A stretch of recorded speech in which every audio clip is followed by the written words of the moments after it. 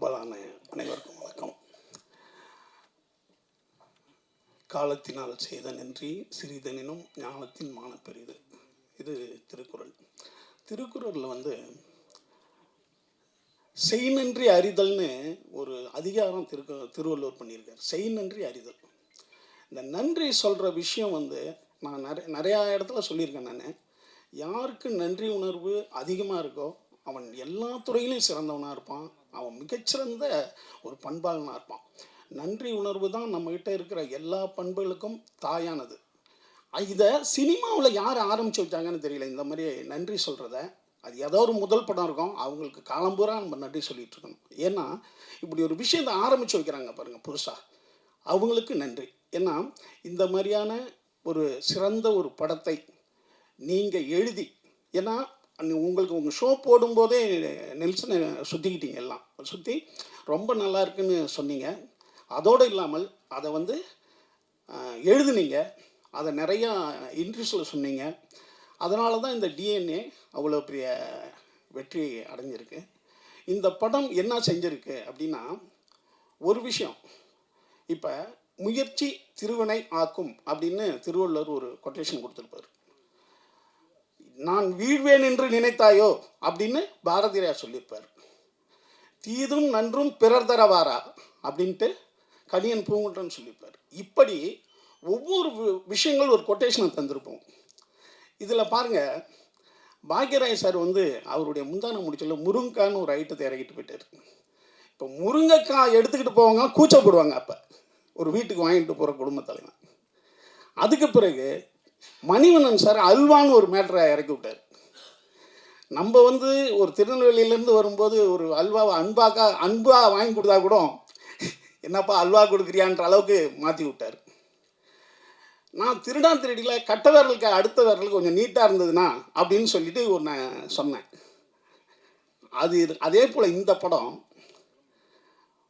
ஹாஸ்பிட்டலில் பிறக்கிற குழந்தைங்க உண்மையாலுமே நம்ம குழந்தை தான் வருதா அப்படின்ற எனக்கு கிட்டத்தட்ட ஒரு 5 ஃபோன் பண்ணாங்க. 5 பேர் ஃபோன் பண்ணாங்க. என்னங்க பயம்படுத்தி விட்டுட்டார் இந்த டைரக்டரு.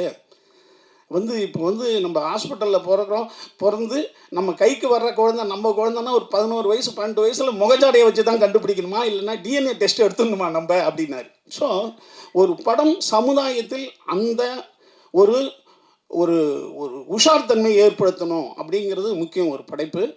அது இந்த படத்தில் அருமையாக அது ஒர்க் அவுட் ஆகிருக்கு. அதுதான் ஒரு படம் சமூகத்திற்கு ஏதோ ஒரு விழிப்புணர்வை ஏற்படுத்தணும். அது டிஎன்ஏவில் அருமையாக இருக்குது.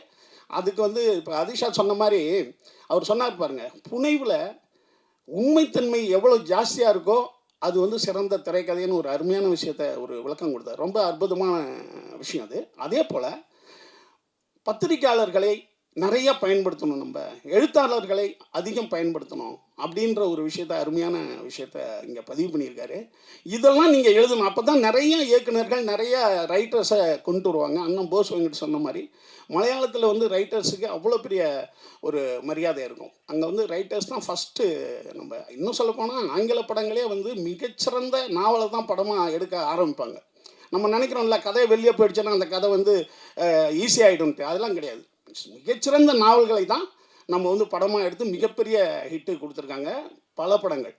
ஸோ ரைட்டர்களையும் அதே போல் எழுத்தாளர்களையும் நிறையா பயன்படுத்தணுங்கிறது இந்த நன்றி அறிவித்தல் கூட்டத்தில் ஒரு முக்கியமான ஒரு விஷயம். அடுத்தது நன்றியில்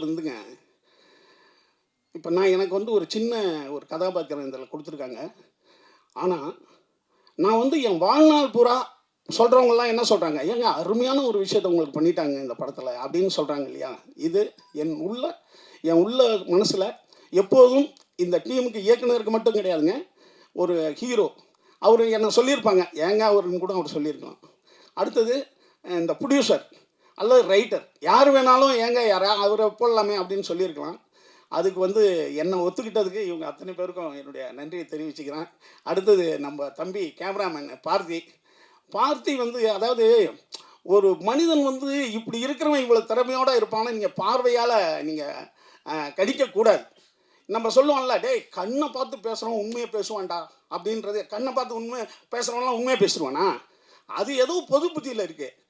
அதாவது முழு பனியன் போட்டவன் நல்லவன்டா அப்படின்றதும், வெள்ளையாக இருக்கிறவன் சிறப்பாக இருப்பான்றதும் இதெல்லாம் வந்து பொது புத்தியில் இருக்கிறது தானே ஒழிய ஆளை பார்த்து எடை போடக்கூடாதுன்றதுக்கு தம்பி பார்த்திபனை வச்சு முடிவு பண்ணுறேன்.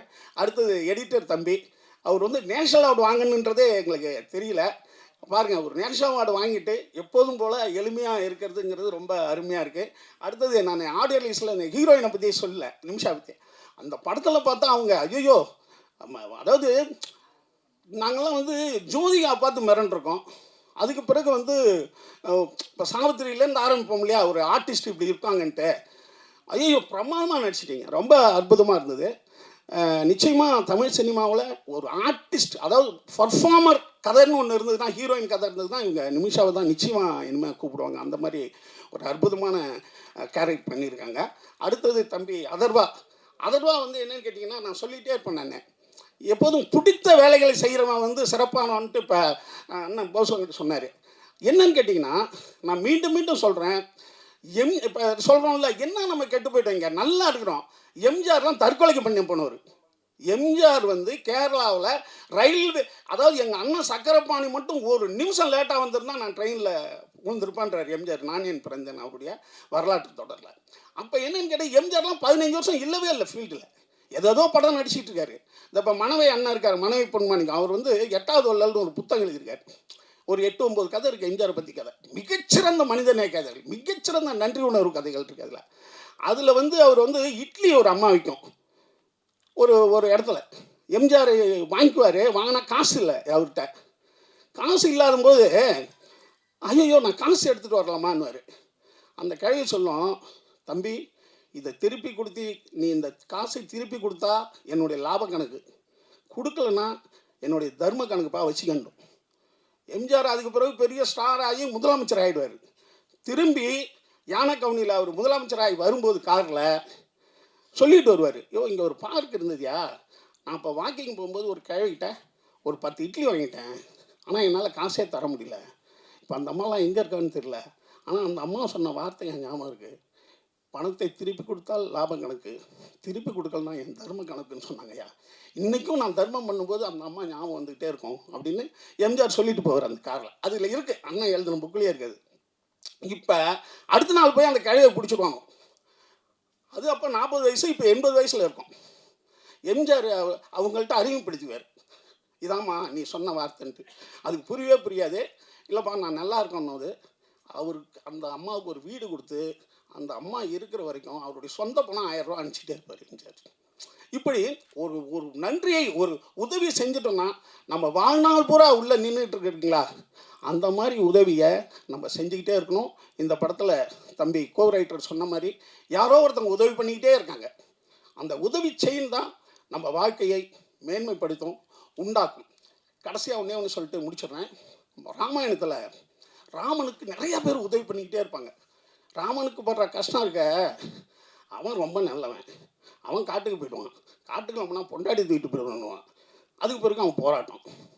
இப்போ நிறையா பேர் உதவி பண்ணி சீதையை மீட்டு வந்துடுவார். இப்போ பட்டாபிஷேகம் நடக்கும். பட்டாபிஷேகம் நடக்கும்போது உதவி பண்ண அத்தனை பேருக்கும் ஒரு பரிசு தருவார் ராமர், கொடுத்துக்கிட்டே வருவார். கடைசியாக ஹனுமான் வருவான். ஹனுமான் வரும்போது ராமர் ஹனுமானுக்கு என்ன தர போகிறாருன்னு எல்லாம் எதிர்பார்ப்பாங்க. ஏஞ்சி கட்டி பிடிப்பான். ஏன்னா ஹனுமன் செய்த உதவிக்கு திரும்பி ஒரு பொருளை என்னால் தரவே முடியாதுன்னு கட்டி பிடிச்சி நீ ஏங்குள்ளே இருப்ப அப்படின்வார். அப்படி ஒரு உதவியினுடைய மேன்மையை நம்ம அழகாக சொல்கிற இடம் அது. ராமாயணம் உண்மையாக என்னன்னு தெரியாது, அந்த இடம் வந்து அருமையான இடமா எனக்கு பிடிக்கும். அப்போ உதவியை செய்யும்போது ஒரு மனிதன் அவனுக்குள்ளே நம்ம போயிடுறோம் அப்படின்ற ஒரு அருமையான கருத்தை இந்த படம் சொல்கிறது மட்டும் இல்லாமல் வாழ்க்கையில் உஷார் தன்மையோடு இருக்கணும் ஒவ்வொரு விஷயத்தையும் அப்படின்னு சொல்லுது. அதுவா வந்து இதில் மிகச்சிறந்த முறையில் நடிச்சிருக்காரு.